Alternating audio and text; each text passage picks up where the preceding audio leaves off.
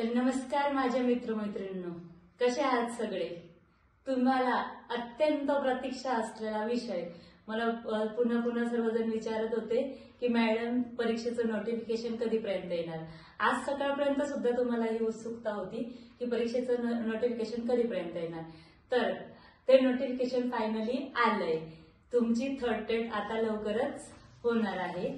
तर third TET जी आहे आपली कधी होणार आहे, मी तुम्हाला टेंटेटिव्ह तारीख दिलेली होती बघा, 25 मे तर 5 जून. तर आपल्या तारखेमध्ये फक्त एकाच दिवसाचा काहीतरी फरक पडतोय तिथे. 24 मे तर 5 जून ही परीक्षेची तारीख आता आलेली आहे. तर काय काय आले नोटिफिकेशन मध्ये बघूयात. सर्वात आधी त्यांनी दिलेलं बघा की अर्ज तिथे दिलेली वेबसाईट अर्ज सादर करण्याची जी ती लिंक आहे, मी ती लिंक तुम्हाला पिन करून देईन. त्यानंतर त्यांनी दिलेलं आहे की अर्ज सादर करण्याचा कालावधी 26 तारखेपासून, म्हणजे आपला उद्यापासून अर्ज सुरू होऊन जाणार आहे थर्ड टेटचे, आणि लास्ट तारीख आहे अर्ज सादर करण्याची पुढच्या महिन्यातली 10 तारखेपर्यंत तुम्ही अर्ज सादर करू शकाल. आणि त्यानंतर फी किती आहे, तर फी आहे अर्ज सादर करण्यासाठीची ओपन जर तुमची कॅटेगरी असेल तर 950 रुपये आणि अदर सगळ्या कास्टसाठी आहे ती 850 रुपये. आणि याच्यावर टॅक्स इन्क्लुडेड राहणार आहे. आणि फी भरताना जर तुम्ही तुमच्या फॉर्म बद्दल कन्फर्म नसाल तर फी भरण्याची काही करू नका. आधी पूर्ण फॉर्म चेक करून घ्या, कारण की ही फी नॉन रिफंडेबल आहे. तर आधी फॉर्म व्यवस्थित भरा. फॉर्म कसा भरायचा याच्यावर आपण एक वेगळा व्हिडिओ बनवू, पण आता याच्यामध्ये तुमच्या पात्रता वगैरे बऱ्याच गोष्टी दिलेल्या आहेत, त्याच्यावर आपण आधी डिस्कस करून घेऊ.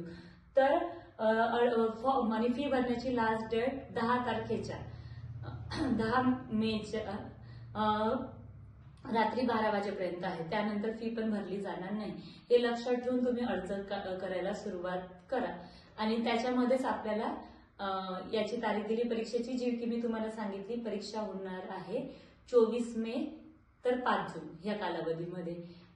व्हॅकन्सीज किती आहे आता तुम्ही फॉर्म भरायचे, व्हॅकन्सी काय, तर पवित्र पोर्टलची ही पद्धत आहे की आधी परीक्षा घेतली जाते किंवा परीक्षा होईल तुमची, आणि वेळेनुसार जेव्हा संच मान्यता होईल, संच मान्यताने तुमच्या विषय, कास्ट किंवा म्हणजे तुमची सबकास्ट होईल, कॅटेगरी हॉरिझॉन्टल आणि व्हर्टिकल रिझर्वेशन नुसार तुमच्या ज्या व्हॅकन्सीज आहेत ती संच मान्यता होणार. नंतर त्या जागा तुमच्या पवित्र पोर्टलच्या वेबसाईटला तिथे डिस्प्ले होणार.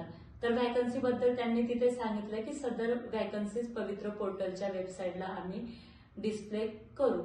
तर आता त्यांनी पुढचा जो पॉइंट दिलेला आहे तो आपण बघूयात. तर हे लक्षात ठेवा बरं का, त्यांनी ना तिथे मेन्शन केलेलं आहे की तिथे जे 2018 आणि 19 टीईटी फ्रॉड हा मुद्दा वेगळाच गाजतोय. तर त्या मुद्द्यामध्ये म्हणजे त्यांनी पवित्र पोर्टलच्या वेबसाईटवर टीईटी फ्रॉड कॅन्डिडेट्सची लिस्ट दिलेली आहे, आणि त्यांनी सांगितलंय की तिथे त्या लिस्टमध्ये जाऊन आपलं नाव चेक करून घेणे, आणि जर तुमचं नाव त्या लिस्टमध्ये असेल तर तुम्ही अर्ज करायचा नाही.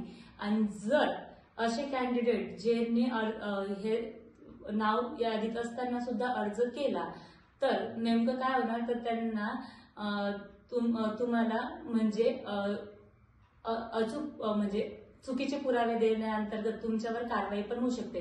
तर आधी जाऊन वेबसाईटला MSc पुण्याच्या वेबसाईटला जाऊन टीईटी फ्रॉडची लिस्ट बघायची, त्या लिस्टमध्ये आपलं नाव आहे की नाही ते चेक करून घ्यायचं, मगच फॉर्म भरायचा. हे स्पेशली कुणाला बघण्याची जास्त गरज आहे, ज्यांनी 2018-19 ची टीईटी दिलेली. बाकीच्यांना ह्या टीईटी फ्रॉड वगैरे ह्या गोष्टीचं जास्त बाऊ करून घेण्याचं किंवा टेन्शन घेण्याची गरज नाही. 18-19 ला कसं आहे, काही कॅन्डिडेटची नावं होते टीईटी फ्रॉड लिस्टमध्ये, तर त्यांनी जाऊन ते एकदा पुन्हा चेक करून घ्या. तर परीक्षा देताना तुम्ही मराठी, हिंदी, इंग्रजी कोणत्याही भाषेमधून परीक्षा देऊ शकतात. परीक्षेचं माध्यम कोणतेही निवडू शकतात.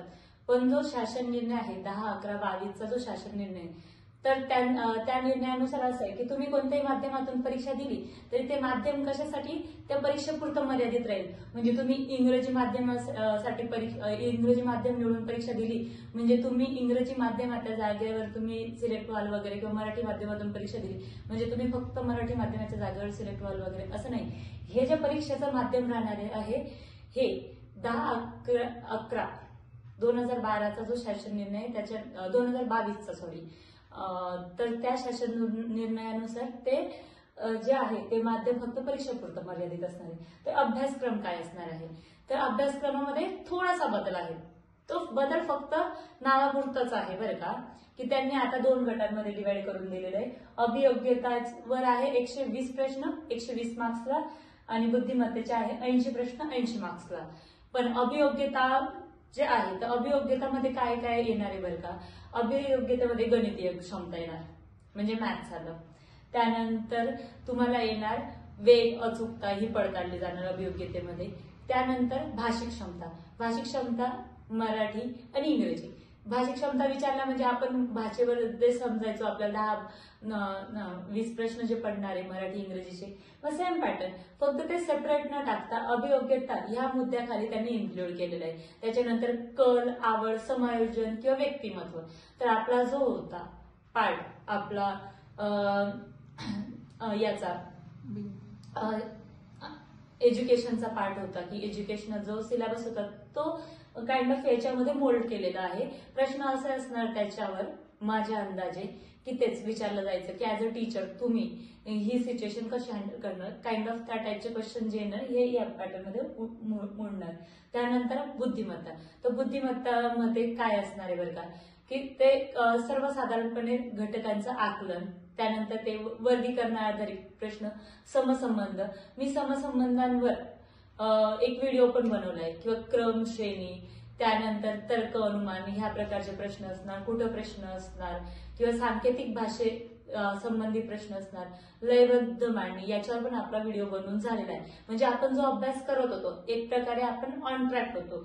पण तुम्ही कसं आहे निष्काळजीपणा करत होता, आता नोटिफिकेशन आलंय आता तरी निष्काळजीपणा करू नका. आपण PYQ वर प्रश्न दिलेले आहेत ते तुम्ही चॅनलला जाऊन नक्की बघा.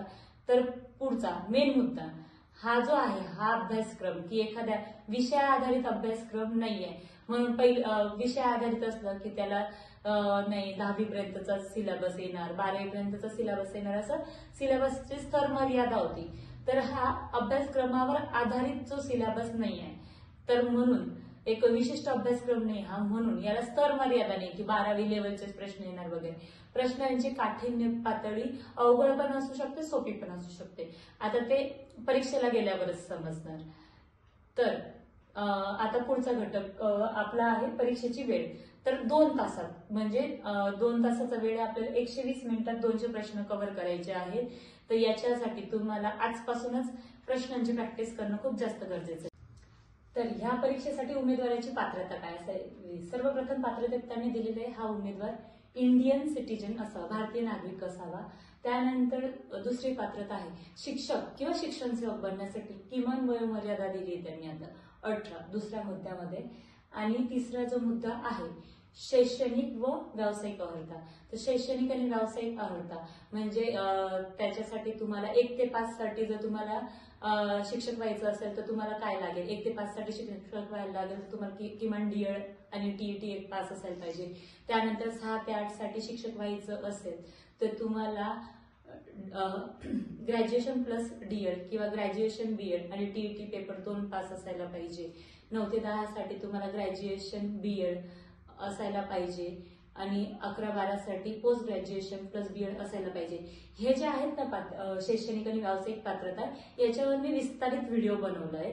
तर तुम्हाला जर कुणाला शंका आली तुमच्या शैक्षणिक अर्हतेबद्दल तर तुम्ही त्या व्हिडिओ तुम्ही चॅनलवर जाऊन व्हिडिओ पाहू शकतात. मी वाटलं तर डिस्क्रिप्शन मध्ये त्याची तुम्हाला लिंक देईल.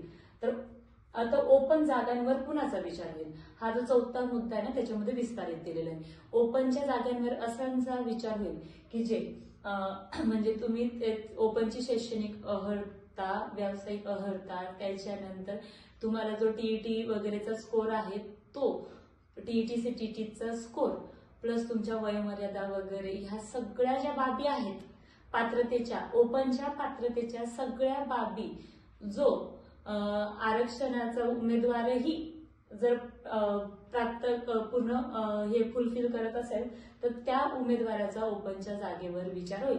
ओपनच्या तर उमेदवारांचा होणारच आहे, पण ओपन व्यतिरिक्त जे इतर प्रवर्गातले व्यक्ती आहेत ते जर त्यांची व्यावसायिक शैक्षणिक अर्हता, त्याच्यानंतर टीईटी वगैरेचे गुण किंवा त्यांचं वयोमर्यादा वगैरे सगळ्या पात्रता जर ओपनच्या फुलफिल करत असेल तर फक्त त्या व्यक्तीचा विचार ओपनच्या जागेवर होईल, हे त्यांनी स्पष्ट नमूद केलेलं आहे.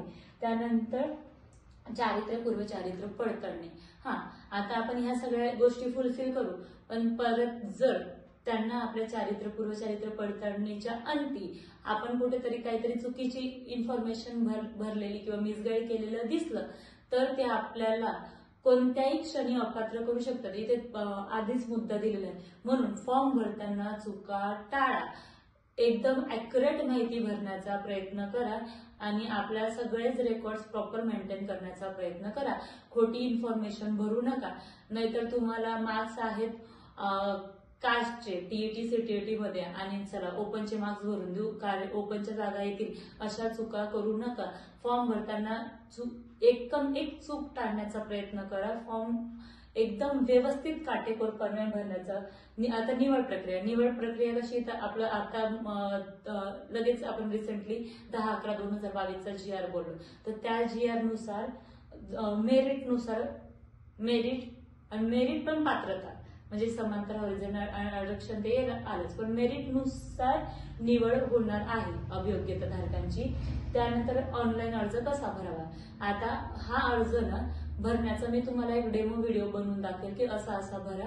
आज पहिला दिवस आहे, ऑनलाईन अर्ज भरण्याची घाई करू नका. आपण त्याच्यासाठी एक स्पेशल व्हिडिओ बनवू. आणि परीक्षेचं केंद्र तुम्हाला 3 केंद्र निवडता येतील परीक्षेचे. 3 तुम्ही केंद्र प्रेफरन्सेस देऊ शकतात केंद्राचे तुमच्या सोयीनुसार. आणि प्रवेशपत्र, तर प्रवेशपत्र ज्या दिवशी तुमचा पेपर असेल, आता पेपर तो जवळपास आपल्याला 11 दिवसांचा स्लॉट चालणार आहे पेपरांचा, तर 11 दिवसांमध्ये मग तुम्हाला ज्या दिवशी तुमचा पेपर असेल त्या पेपरच्या 7 दिवस अगोदर तुम्हाला तुमचं हॉल तिकीट अवेलेबल होईल.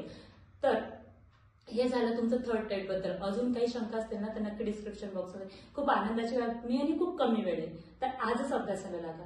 अभ्यासामध्ये आता दिरंगाई करू नका. फक्त हा तुमचा महिनाभर आहे ना, तो महिनाभर तुमचं भविष्य ठरून जाणार आहे. ह्या महिनाभरात तुम्ही सरकारी नोकरीसाठी पात्र होऊन जाणार आहे. तर जास्तीत जास्त मेहनत घ्या.